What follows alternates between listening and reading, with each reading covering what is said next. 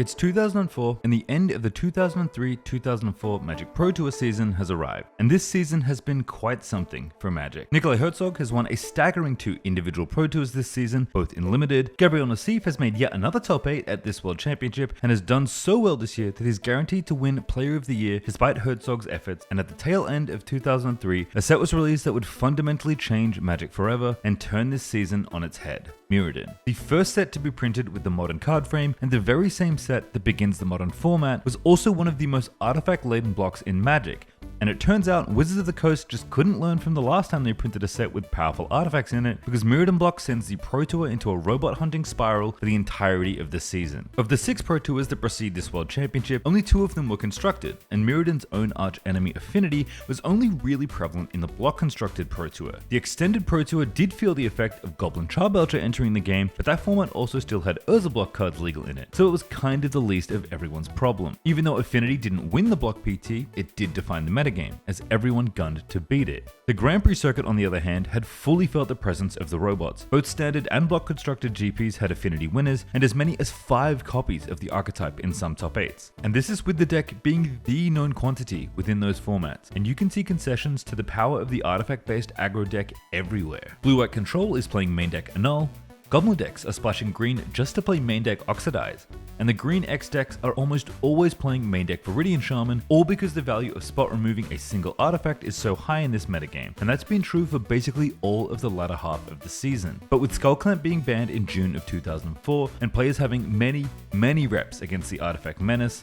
it felt like maybe the World Championships would be the event to bring in the new standard and look to wave goodbye to our robot overlords once and for all. But inexplicably, this World Championships is being held in September, which is quite a bit earlier than I'm used to. For context, last year's Worlds in 2024 was held in October, and Worlds 2025 is being held in December. And for a while, I couldn't figure out why this was so weird to me, but after a little digging, I figured out why that was. You see, I started watching competitive Magic more regularly around 2005 and 2006, and 2005 just happens to be the year where they moved the timing of the World Championship. Typically, despite always being a mixed format event, Worlds has always had Standard as the flagship portion of the tournament. It's always the top 8 format, and even though the earlier portions of the event are more evenly split across the different formats, you always have to finish strong in the most current constructed format to be crowned world champion. Intelligently, Wizards of the Coast decided that the best time to drop a new set into Standard was right before the World Championships, which from a marketing and general hype perspective lines up nicely. Last year, Dustborn was the latest Standard set at Worlds 2024, and it featured in both Standard and Limited. In 2005, when we still had the old block model for sets, the most recently released set at that year's Worlds was the original Ravnica, which goes on to define at least the deck that ends up winning it all. Even more importantly,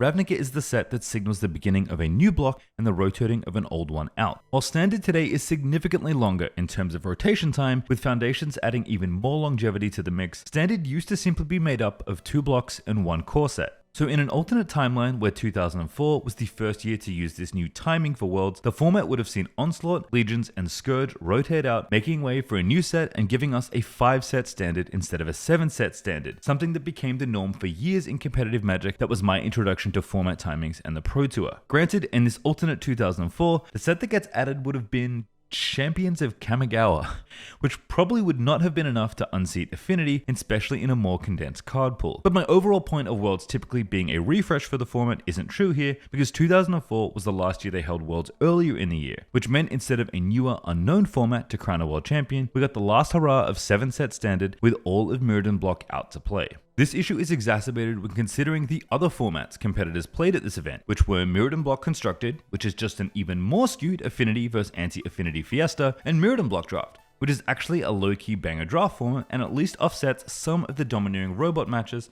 of this era's constructed. So yeah, in a lot of ways, this World Championship represents a lot of lasts. The last major tournament of the season, the last time Worlds will be at this time of year, and the last chance for Affinity to win a major tournament. Something it's failed to do at the Pro Tour level, despite how obviously busted it is. But how good is it, really?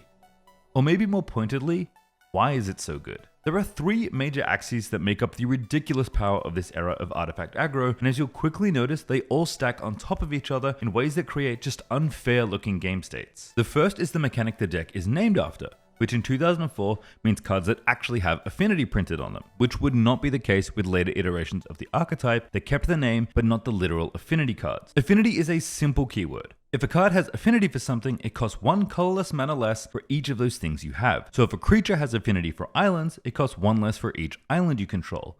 If it has affinity for artifacts, it costs 1 less for every artifact. This might not sound that good, but just imagine playing a creature that costs 1 less for every creature you had, or even looking at playable cards like Gurmag Angler or Tolarian Terror, which have cost reduction abilities that look very similar to Affinity. Now imagine that those creatures are also artifacts, and therefore only cost colorless mana themselves. Suddenly the discount only applying to generic mana seems a lot more powerful as cards like Frogmite and Mirror Enforcer come into play for nothing. The affinity cards also being artifacts themselves creates a self-fulfilling snowball that makes each subsequent affinity card cheaper, although that has nothing on the artifact lands, which might be one of the most subtly broken pieces of text ever printed on a card's type line. This cycle is busted for a myriad of reasons, but in this context you can basically look at Seed of the Synod, Tree of Tales and Friends as lands that tap for 2 mana, once for the mana they make, and another for your artifact's affinity. That's right, there's just an entire cycle of common soul lands that got printed just for you and all your little artifact buddies. Compound this with the efficiency of the modular mechanic, especially when combined with Arcbound Ravager, and the ridiculous aggression afforded to you with a card like Cranial Plating, which kind of has reverse affinity for artifacts, but for your opponent's life total instead of your spells. By far the most egregious piece of the puzzle though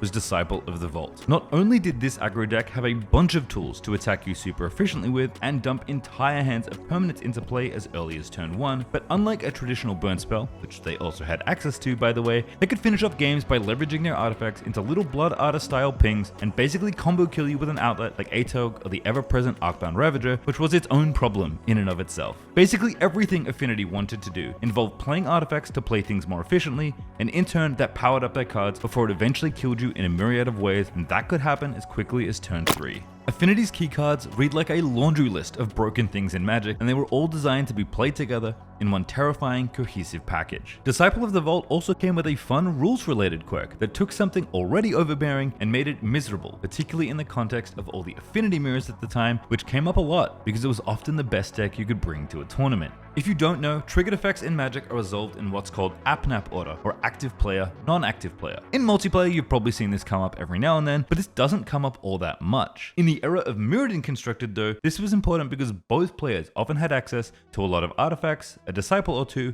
and an instant speed sacrifice outlet. Because the first player to hit 0 life loses, and both players can press the button at any time, it was common for Affinity players to be in a situation where they'd each be able to feed a bunch of artifacts to a disciple. This reaches maximum lunacy when you realize that the rules text on Disciple inexplicably reads whenever an artifact is put into a graveyard. Not your graveyard, any graveyard, which means it triggers for both players at the same time when they're sacrificing artifacts. The way the game resolves these simultaneous triggers is to simply look at who the active player is and then put the triggers on the stack for the active player before doing the same for the non-active player, aka AppNap order. This means that if you want to drain your opponent out in the Affinity mirror, you should actually do it on their turn, so all the non-active player, aka your triggers, resolve first. If that sounds like a bit of a headache just to optimally disciple drain someone, it is. But that's the kind of silliness you were in for sometimes in 2004, and it's easy to see why people were starting to get weary of it. Anyway, sorry for the long tangent to explain how busted Affinity was, but I feel like its context is worth knowing because it's the year-long backdrop for this entire World Championship. And to be honest, it feels like most players are frustrated. Frustrated that even with a huge target on its head the whole season, that Affinity continues to be the monster you worry about most, occupying merely about 30% of the field at this particular event. What can I say? For better or worse, it works people up. Hilariously, the banning of Skullclamp might have arguably made the metagame worse. While it was and is a completely unreasonable Nadu level bit of cardboard, it at least also helped make decks that weren't Affinity much better. Flavors of both goblins and elves were made significantly better by Skullclamp, and those decks are a lot worse without a broken artifact of their own. Instead, it's the robots world, and in 2004, we're all just playing in it. So as we snapshot the top 8 of this event, not only are we greeted by the dulcet tones and commentary of Randy Bueller and Brian Kibler, who did terribly at this event by his own admission, but players are expecting Affinity, and they got it. 3 different players are piloting versions of the Disciple, Artifact Land, Cranial Plating powered Menace in the last matches of the event, while the other 5 competitors are on a mix of other decks of the era. As noted earlier though, they're all showing respect to the robots and often doing so in the main deck. Of the 5 non-Affinity competitors, Frenchman Manuel Bavand is on a very early Krark Clan Ironworks powered combo deck, which looks to win with, of all things, Mirror Incubator as one of its key cards. Japan's Japan's Ryo Ogura is on goblins because someone had to be for this event, as they were still one of the best typal decks from the Onslaught block. Gabriel Nassif is on trusty old blue-white control, because of course he is, and that leaves us with Malaysia's Terry So and the Netherlands' Julien Nuijten on two different versions of Astral Slide. So is playing red for access to Lightning Rift, but Julien is playing straight green-white, preferring the consistency of the two-color version. Both are using this curious Onslaught enchantment called Astral Slide as their main engine, which cares about a mechanic that seems comically bad when compared to Affinity, cycling. First introduced in, funnily enough, of all things, Urza Saga, cycling was a simple mechanic that let you pay some mana, discard the card, and draw a new card. In a vacuum, this sounds kind of bad, especially compared to something like Affinity, but the beauty of the mechanic was its simplicity. Cycling constantly gives you a choice. Do you need this card now, or can you cash it in, often at a lower cost, to draw a new card instead that might be better? This leads to a constant and honestly interesting bit of tension around when to make this micro decision. In Limited especially, this often let you streamline your deck and give you access to more of what you want both early and late, as a good number of common cyclers were lands. While there was some support for cycling in Urza block, its reintroduction in Onslaught block gave you cards that actually gave you a minor version of its effect if you chose to cycle it. Kind of like giving you two cards in one, with one of the versions being a baby version that also cantripped. Decree of Justice is the poster child for powerful cards that work both when you do and don't cycle them, and it's one of the major draws to playing both green-white and blue-white in this format. Even with that though, cycling didn't do all that much on its own, and this is where the power of Astral Slide starts to shine, as it turned your otherwise anemic cycling cards into a real board impacting threat. What the enchantment gives you when you cycle, in addition to your cantrip, is a flicker effect, something that seems pretty good when Cranial Plating and Arcbound Ravager, making single creatures massive at instant speed. The downside is that paying 3 mana for an enchantment that doesn't do anything on its own seems a little slow against the deck that's often threatening to take you out by turn 3 anyway. In addition, the slide decks also played sweepers like Akrena's Vengeance and Wrath of God to try and stop the aggro decks, but again, Affinity often killed you so quickly that sometimes you weren't fast enough. But curiously, this of all places is where we'll find ourselves in the finals of the 2004 World Championship. One of the best and most beloved decks from Onslaught block constructed in Slide against still the most powerful but hated deck in Mirrodin block constructed, Affinity. In an uncanny valley between the magic of old and the power of modern design, and a literal divide between the old and new card frames, the two prevailing strategies from each prospective era were going to duke it out to crown a world champion. On the Affinity side is Canadian Ao Paquette, who took out Gabriel Nassif's blue-white deck in the quarterfinals before dispatching Bhavan's combo deck in the semifinal. For Team Slide, the Dutchman Julien Nuijten has played back-to-back aggro matchups, taking a 3-1 win against Murray Evans' more anti-control slated Affinity build before keeping the Goblins at bay thanks to Circle of Protection Red, among other things, dispatching Ryo Ogura en route to the finals in 5 games. And both players are big surprises to be in contention for World Champion. Both are actually eligible for Rookie of the Year. In fact, they'll win the award if they become World Champion, which is a neat little extra you get to collect from this one best of 5. And that's not surprising given their age, as this is one of the youngest combined ages that's probably ever met at a Pro Tour level finals. Paquette is only 19, and he's thrilled to have won a game, let alone be sitting in the finals right now. He actually has a Pro Tour top 8 this season already in Limited, but didn't win a single game in his quarterfinal there. Julien, on the other hand, is playing in his first ever Pro Tour level event,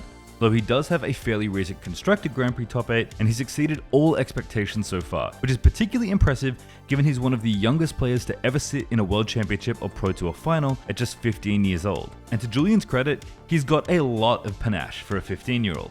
To explain, Game 1 goes his way, as he clinically dismantles his opponent's artifacts, but Game 2 is a blowout in the other direction, as Affinity does its thing, to which the dry but very talkative Julien can only respond with, "They didn't clap when I won Game 1, did they?" Down to 3 as he untaps on his 3rd turn. That's yep. And yeah, there's nothing he's got. Scoops him up. Okay. Turn 4 kill from Ao Paquette. Gets the explosive Affinity Were they draw. clapping after my Game 1? Cranial plating, Were cranial they clapping plating. after Game 1? No, right? There you go. Listen to Julien Nuijten. Did he clap when I Oh, won? get a good draw. Yeah, that's nice. Referring to the crowd that's railbirding the feature match area, eager to see who the next world champ is. So much about Julien this top 8 just exudes confidence. He flashed Paquette a sweeper in Game 1, and he's pretty consistently just dryly jabbing at his opponent whenever he gets a chance to. Not out of some Mike Long style trash talk, mind you, just very matter-of-factly understanding his deck and its matchups. And there's a simple explanation for that. He came prepared to beat Affinity, and his deck has been crushing it. While it's a dog against another popular archetype, Tooth and Nail, which finally he beat in the Swiss, That deck did not get any copies converted into this top 8. Against the other control decks in the format, it might be a bit more of an even bout, but against the aggressive decks, especially the artifact ones, Julien is ready and then some. We mentioned the Circle of Protection red in his sideboard that aided him against Ogura's Goblins in the semifinals, but Julien's main deck is more than ready for his opponent's artifacts. He's playing the full 4 copies of Mirrodin Shaman, the 3-mana elf whose destiny is to slow Affinity down as much as possible. Paired with Astral Slide though, Mirrodin Shaman becomes a sticky, recursive threat as you can also slide out your own creatures in order to continually trigger the elf's enter the battlefield effect so long as you have a cycler. This is the inevitable nature of a deck like Astral Slide. Slow, ponderous, and filled with a collection of cards that on their own seem to do little to nothing of note, but when combined, accrue a series of overwhelming incremental advantages that no deck can come back from, especially an aggressive deck that is so hell-bent on going all in with a specific card type. In many ways, this is simply the age-old paradigm of beatdown versus control, and if Julien battles back the robots for long enough, I know he can beat them, and Ao knows it too, which all comes to a head in Game 3 as Julien Shamans team up with his sideboarded Oxidizers to completely stifle any and all hope Paquette had of winning this game and starts the festivities on turn 1, destroying an artifact land for the cool price of 1 mana. And after Ao passes back with no other land in sight, Mirrodin Shaman puts the proverbial nail in the coffin by sniping out Paquette's only other mana source, Chrome Mox. After Julien picks his Oxidize back up, the fate of Game 3 is all but sealed, as Ao slams a Frogmite into play and swings out because that's all he can really do at this point, which prompts Julien to ask a question no player should want to hear. You played 2 spells? You played 2 spells? You played 2 spells? That doesn't sound good. To add insult to injury, Paquette has this interesting quirk of always attacking with his 0-power Ornithopters, even when there's no real threat of damage coming from them. Sure, between modular and cranial plating, there's always a chance they can get in for damage, but this heuristic means that even the innocent little Ornithopter gets caught up in the White Storm spell Wing Shards. While this doesn't leave Affinity permanentless, it effectively ends the game as Julien has more than enough answers left in the tank, and the Astral Slide he subsequently slams onto the table prompts the concession. And with that, Julien Nuijten is now a single game win away from not only being the Rookie of the Year or being World Champion, but being the youngest ever player to win a World Championship or Pro Tour. He's not the youngest player to ever play, as that honor still belongs, I believe, to Ben Rubin, but if he wins, he'll collect the payday, glory, and history of the youngest to ever win on Magic's biggest stage. And Ao's chances aren't great, particularly in the sideboarded games. We've talked about how good Oxidize is for Julien out of his board, but you'll notice I haven't talked about Paquette's sideboard at all, and there's a very good reason for that. It's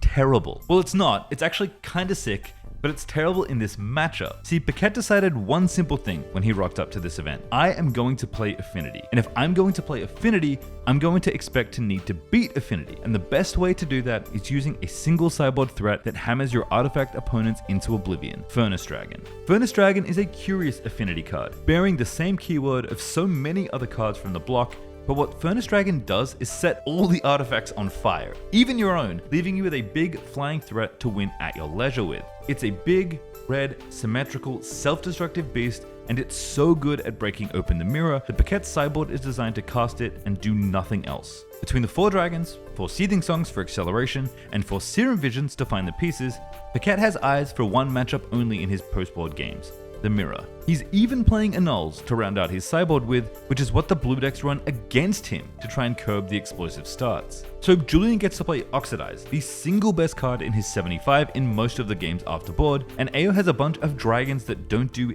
anything. It was already rough when he didn't get a good start, and it just doesn't get better. Everything is pointing to Julien making history here. So Game 4 gets underway in what may well be the final battle between the old and new eras of Magic. The last hurrah of Mirrodin block versus Old Faithful Astral Slide, ironically piloted by the youngest player in the top 8. Much like Game 2, Paquette has a lightning fast draw in game number 4, emptying all but one card from his hand as he deploys Chrome Mox, Worker, and Frogmite onto the table, to which Julien instantly responds by oxidizing the 2 Moxen on back-to-back turns. Just brutal.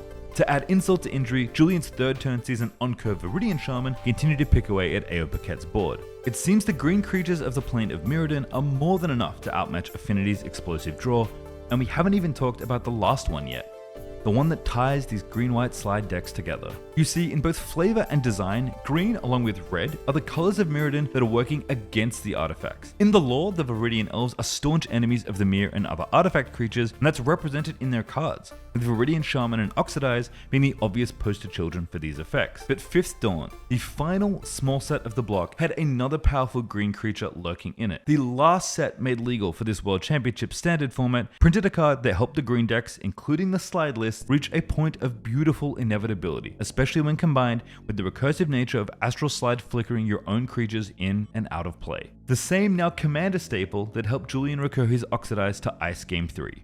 Eternal Witness. Green-White Slide could honestly not have asked for a better card. A creature that lets you pick up any of your cards, whether you cycled them or not, and gives you consistent access to whatever effect you need to pluck out of your graveyard. And the icing on the cake is that once you deploy Astral Slide, every cycler is just another way to recur to any card you need. In fact, if you have 2 slides and 2 witnesses, you can even recur any card and any cycler to regrow a single card every single turn of the game. Which you would never be able to do, because your opponent is going to scoop up their cards rather than play on through the plodding, inevitable victory you present to them. So turn after turn, even with a cranial plating, Paquette is slamming threats into play, emptying his hand in a futile attempt to whittle Julien's life down, and it just doesn't matter. Every possible creature, no matter how big or small, is dealt with, and with only a small handful of permanents left, Julien Nuijten casts his last spell of the World Championship, the card that really made this deck sing, Eternal Witness. Nuijten just flashes his hand. Paquette's not ready to concede, but I think he knows it's just about over. Eternal Witness, and a Viridian Shaman, and another Viridian Shaman. And that's it. AO Paquette has beaten up Julien Nuijten, ladies and gentlemen. Julien Nuijten from the Netherlands is your new world champion. Paquette scoops up the last of his permanents of his own volition rather than have them face their imminent destruction, but the result is the same either way. The 2004 World Champion has been crowned, and Julien Nuijten sits atop the Magic world as the youngest winner in history, all because he trusted in the inevitability of one of the game's now oldest and most fondly remembered enchantments, and ultimately leveraged Affinity's greatest weakness against itself. It's not just that it's vulnerable to certain cards despite its power, it's that despite all that strength, it was just too predictable for its own good. And all it took was a few well-placed Oxidizers, and the Witness took care of the rest. Julien's historical victory was his only major individual tournament victory, but one that demonstrated a razor-sharp understanding of the metagame and how to pilot his deck against everyone, whether the matchup was good, bad, or great. To this day, Nuijten's impressive record still stands, and he is still the youngest player to ever win a Pro Tour level event at only 15. It's funny that Brian Kibler was one of the people commentating this top 8, given that he also started seeing Magic success at a young age, although sadly wasn't quite as successful as Julien was at 15, merely placing 30th at the same age in the junior division of the first ever Pro Tour in New York back in 1996. To commemorate his victory, Nuijten's green-white slide deck was made into a gold-bordered tournament deck, a tradition that Wizards continued for a while, but sadly discontinued in 2004 after this final series of decks. The player biography printed in Julien's deck though reveals one last nugget of gold, that the inspiration for his world's-winning green-white slide deck came from an article written by none other than Brian Kibler himself. If you enjoyed this video, make sure to leave a like, and if you want to get notified about more videos like this, you should tap that subscribe button too. Get in the comments and let me know if you love or hate Affinity. Did you play before or after this metagame? Did it make you take a break from Magic? Because it certainly did that to a lot of people. And lastly, if you want to support the channel, you can do so via Patreon, where you can get sneak peeks at future video ideas, contribute to the monthly Patreon exclusive mailbag, and join the Patreon exclusive Discord. You can also donate via Coffee if you're looking for another way to directly help the channel. Thanks for watching, and as always, YouTube is showing you another video because they think you'll love it, and I hope you do.